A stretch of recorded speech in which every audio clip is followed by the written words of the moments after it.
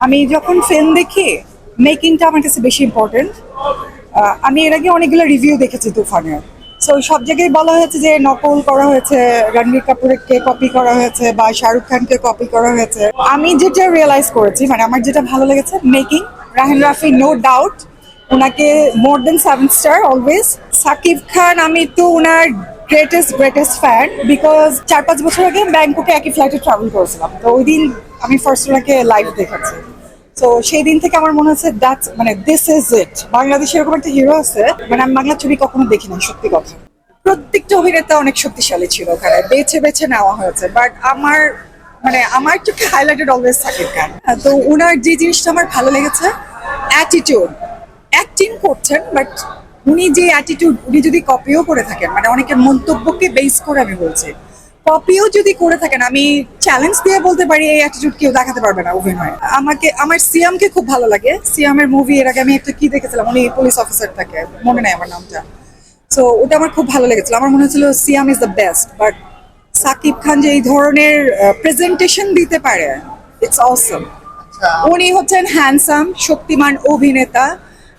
Grooming বলেন, রুচিবোধ বলেন, dress up অনেক বেটার ছিল, ফিল্মি ছিল এবং মোটামুটি একটা ভালো স্ট্যান্ডার্ডের ছিল। আমার মনে হয় এই মুভিটা যদি ডাবিং করা হয় বিভিন্ন ল্যাঙ্গুয়েজে, ইন্টারন্যাশনাল লেভেলে এটা যেতে পারবে।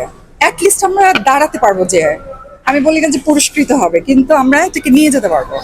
তো আমি এক্সপেক্ট করব এবং আমি অনেক অনেক দোয়া করি বাংলাদেশের মুভিগুলো আরো উন্নত মানের হোক, এরকম আরো সাকিব খান তৈরি হোক আমাদের জন্য।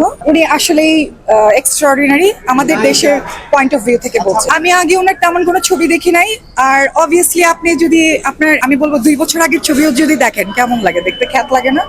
আমার নিজের ছবি আমার কাছে কিন্তু খ্যাত লাগে, ধরুন 2-4 বছর আগের ছবি যদি দেখি।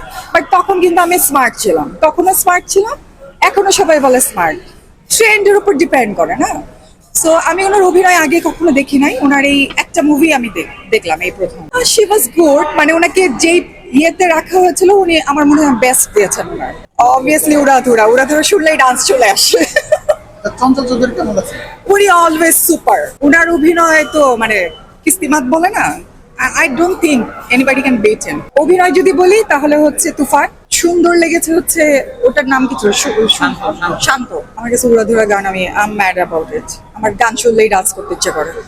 আরেকটা ওই যে আরেকটা স্টার্ট বিগিনিং এর একটা গান ছিল, ওটাও খুব সুন্দর ছিল, যেটা দিয়ে স্টার্ট করা হলো শান্তকে যেখানে দেখা।